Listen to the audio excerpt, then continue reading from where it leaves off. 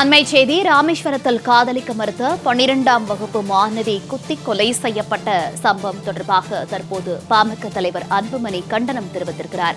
அண்மை செய்தியாக பார்த்து வருகிறோம். திமுக ஆட்சியில் சமூக விரோதிகளை தவிர யாருக்கும் பாதுகாப்பில்லாத ஒரு சூழல் காணப்படுவதாக அன்புமணி தனது கண்டனத்தை தெரிவித்திருக்கிறார்.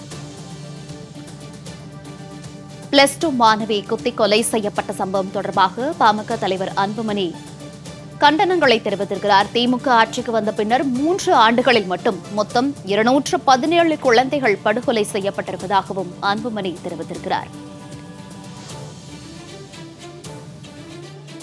ராமேஸ்வரத்தில் காதலிக்க மறுத்த 12ஆம் வகுப்பு மாணவி குத்தி கொலை செய்யப்பட்ட சம்பவம் தொடர்பாக பாமக தலைவர் அன்புமணி கண்டனம் தெரிவித்திருக்கிறார்.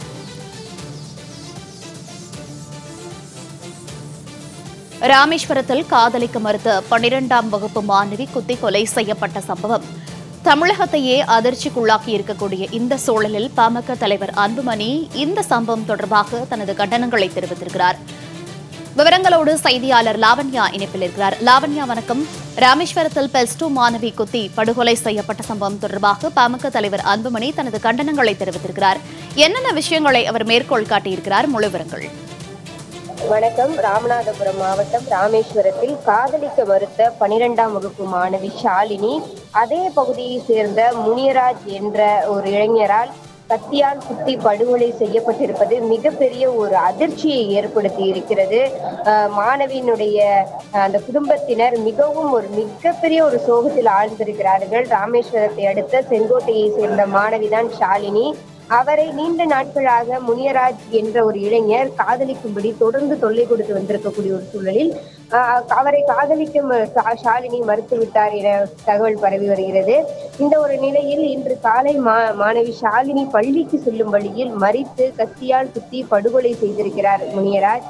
பள்ளி செல்லும் மாணவிகளும் அலுவலகம் செல்லும் இளம்பெண்களும் தொடர்ந்து பாலியல் சீண்டல்களுக்கு ஆளாவதாலும் காதல் தொல்லைகளுக்கு உட்படுத்தப்படுவதாலும் பள்ளி மற்றும் அலுவலக நேரங்களில் பேருந்து நிறுத்தங்களிலும் பள்ளி மற்றும் அலுவலகங்கள் அமைந்துள்ள பகுதிகளிலும் காவல்துறை பாதுகாப்புக்கு ஏற்பாடு செய்ய வேண்டும் என்று தொடர்ந்து பாட்டாளி மக்கள் கட்சி வலியுறுத்தி வருவதாக பாமக தலைவர் அன்புமணி தற்பொழுது ஒரு அறிக்கை வெளியிட்டிருக்கிறார். அதில் குறிப்பாக திமுக ஆட்சிக்கு வந்த நாளிலிருந்தே பெண்கள், குழந்தைகள் உள்ளிட்ட பல்வேறு இன்னல்களுக்கு ஆளாகி வருகிறார்கள் என்பதனை மேற்கோள் காட்டியிருக்கிறார். குறிப்பாக இந்த விஷயத்தை, அதாவது 2021, 22, 23 ஆகிய 3 ஆண்டுகளில் மொத்தம் 217 குழந்தைகள் படுகொலை செய்யப்பட்டிருக்கிறார்கள். அவர்களில் 7 குழந்தைகள் பாலியல் வன்கொடுமை செய்யப்பட்டு படுகொலை செய்யப்பட்டுள்ளனர்.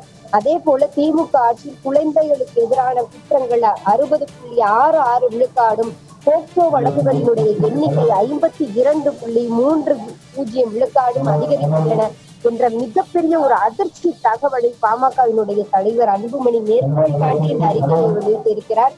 தொடர்ந்து திமுக ஆட்சிக்கு வந்ததிலிருந்து பெண்களுக்கு பாதுகாப்பு இல்லை, அவர்களுக்கு மீதான அந்த அடக்குமுறைகள் பொதுவெளியில், அதுவும் மக்கள் நிறைந்திருக்கக்கூடிய இந்த பகுதியிலே நடைபெறுவது என்பது மிகப்பெரிய ஒரு கவலைக்குரிய ஒரு விஷயம். அதுவும் பாதுகாப்பற்ற ஒரு சூழலை இந்த சம்பவங்கள் மிகவும் ஒரு வெட்ட வெளிச்சமாக எடுத்து காட்டுகிறது என்பதனை பாமக தலைவர் அன்புமணி ராமதாஸ் அவர்கள் தொடர்ந்து இந்த அறிக்கையிலே மேற்கோள் காட்டி கூறியிருக்கிறார்.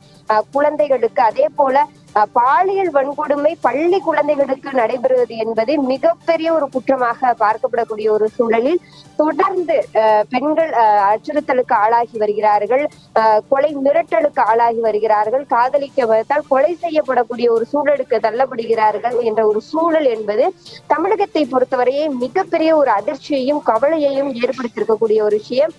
அந்த வகையிலே மாணவி ஷாலினியுடைய அந்த மரணத்தை எடுத்துக்காட்டாக கூடிய ஒரு மேற்கோள் காட்டி இந்த மாதிரியான விஷயங்களை, அதுவும் தொடர்ந்து திமுக பதவியேற்ற அந்த 2021 சுமார் இத்தனை ஆண்டு காலம் தொடர்ந்து பெண்கள் அனுபவித்திருக்கக்கூடிய இந்த சூழலை புள்ளி விவரங்களோடு பாமக தலைவர் அன்புமணி ராமதாஸ் எடுத்து கூறியிருக்கிறார்.